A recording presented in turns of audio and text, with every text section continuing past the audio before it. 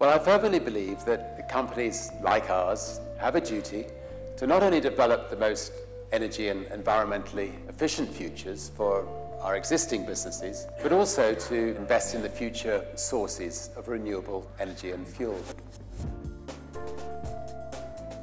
Many of you may know that I've been quite vocal over the last 3 years on the issue of climate change. I truly believe that it will be through innovative and entrepreneurial ideas across politics, industry, science, where real strides forward will be made to tackling one of the greatest, if not perhaps the greatest threat the world faces today. We have already invested more than 250 million in companies in renewable energy and resource efficiency, as well as research and development into the next generation of transportation fuels. And we have investments in businesses ranging from ethanol plants in the US to the makers of industrial lighting and flexible solar cells.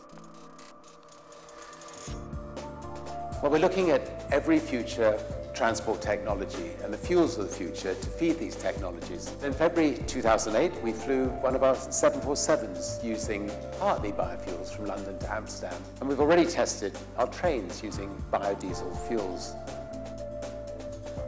A couple of years ago, we had the chance to team up with my friend Steve Fossett to build a revolutionary aircraft, the Virgin Atlantic Global Flyer.